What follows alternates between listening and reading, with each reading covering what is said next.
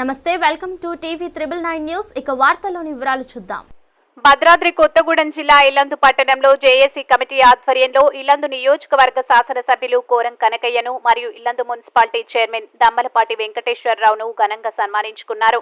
గడిచిన సార్వత్రిక ఎన్నికల్లో రాష్ట్రంలోని అత్యధిక మెజార్టీ నియోజకవర్గంగా ఇల్లందు నియోజకవర్గంలో 58,000 ఓట్ల మెజార్టీతో గెలుపొందిన శాసనసభ్యులు కోరం కనకయ్యకు హృదయపూర్వక శుభాకాంక్షలు తెలియజేస్తూ ఘనంగా శాల్వాలు కప్పి పూలదండలతో ఘనంగా సన్మానించారు.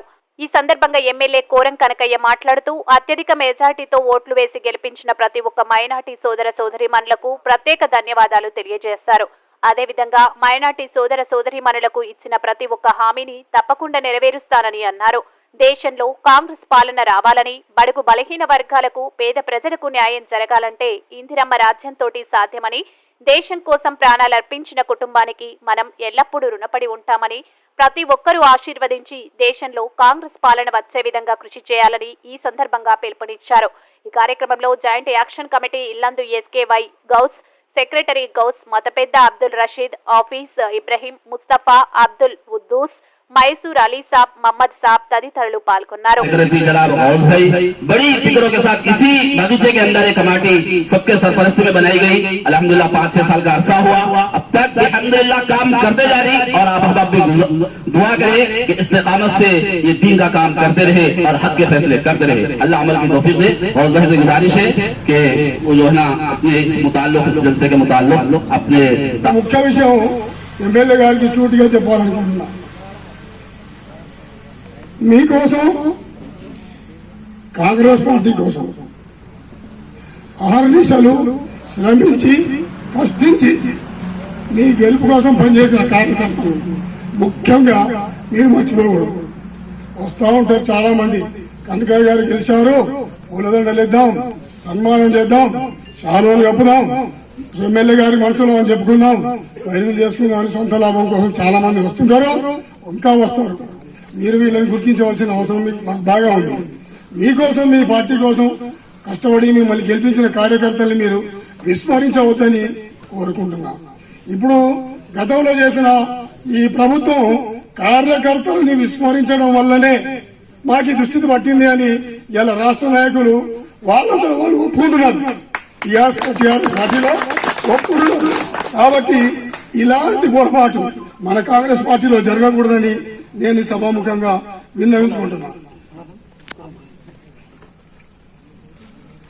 అధికారంలో ఉన్నంతకాలం కార్యకర్తలను నిర్లక్ష్యం చేసి నాయకులు గుర్తించలేదని, అందుకే ఈరోజు మన బీఆర్ఎస్ పార్టీ ప్రతిపక్షానికే పరిమితమైందనే విషయం వాళ్ళు కొంచెం ఆలస్యంగా తెలుసుకున్నారు. చేతులు గాలినాక ఆకులు పట్టుకున్న చందంగా ఉంది.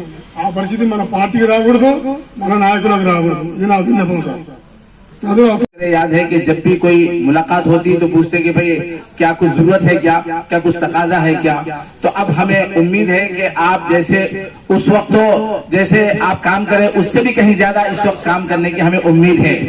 और दूसरी बात यहाँ जो हमारे सबके दरमियान में आई है, हमारे पूरे मंडलों से जितने साथी आए हुए हैं, इन सब ने मेहनत करके फिक्र करके कि हम कांग्रेस पार्टी को जिताएंगे. जैसे अब इस तरीके से हमारे कोरम कनकैया साहब को एमएलए की सूरत में हम देखना चाह रहे हैं, इसी तरीके से अगले पार्लियामेंट के इलेक्शन में राहुल गांधी को भी इंशाअल्लाह हम प्रधानमंत्री की शक्ल में देखेंगे. और जिस तरह आपकी और हमारी सबकी मेहनतें यहाँ रंग लाकर यहाँ हुकूमत का तख्ता उलट गया, इसी तरीके से पूरे मुल्क का तख्ता उलटकर अरे कमल के फूल को कुमलाए जैसा कमल के फूल को जो है नीस्तो नाबूद करके इंशाअल्लाह सबको साथ देने वाले हाथ को यानी कांग्रेस को जिताकर इंशाअल्लाह हमारे इस मुल्क को चैन और सुकून की सांस अता करेंगे. अगर बीजेपी आई तो हमारा ये मुल्क खतरे में है, हमारा ये मुल्क बहुत परेशान हो जाएगा, हर कौम परेशान हो जाएगी, हर इंसान परेशान हो जाएगा. उसकी परेशानी से बचने के लिए हम सब मुत्तहिदा तौर पर जिस तरीके से हमने असेंबली के इलेक्शन में अपना मुत्तहिदा वोट को इस्तेमाल किया है, इसी तरीके से इंशाअल्लाह पार्लियामेंट के इलेक्शन में भी हम वोट डालेंगे और मुत्तहिदा वोट डालेंगे और फुल मेजॉरिटी के साथ जैसे हमारे सेक्रेटरी साहब गौस साहब ने फरमाया 400 से ज्यादा सीटें इंशाअल्लाह कांग्रेस को हम लोग दिलाने की फिक्र करेंगे। वाखिर दावाना अल्हम्दुलिल्लाह रब्बिल आलमीन। తీసుకుంటూనే చాలా సంతోషం। ఆ రోజు మీరందరూ కూడా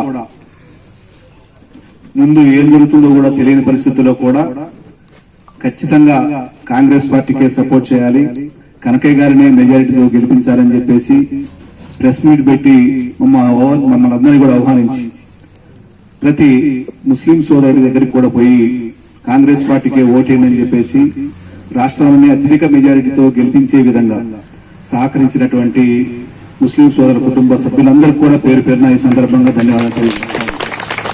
ఎందుకంటే ఇప్పుడే గౌస్ భాయ్ చెప్పినట్టు ప్రతి ఒక్కరు కూడా తలలో నాలుగుగా ఉంటూ ఇప్పుడు ఏ సమస్య వచ్చినా వారి చుట్టూ తిరగకుండా వారే మన దగ్గరకు వచ్చి మీ సమస్య ఏంటనేది అడిగేటువంటి శాసనసభ్యులు మనకు దొరకటం చాలా అదృష్టం। ఎందుకంటే గతంలో మీరు అందరూ చూశారు, ప్రత్యక్షంగా అనుభవించారు కూడా చాలా మంది। అలాంటి అనుభవాన్ని దృష్టిలో పెట్టుకుని ఈ రోజు మనందరం కూడా మేల్కొని ఈ యొక్క శాసనసభ్యులే కాకుండా రాష్ట్రంలో కూడా కాంగ్రెస్ ప్రభుత్వం ఏర్పాటులో భాగస్వాములైనటువంటి పెద్దలందరికీ ఈ సందర్భంగా శుభాకాంక్షలు ధన్యవాదాలు తెలియజేసినటువంటి అవసరం ఉంది।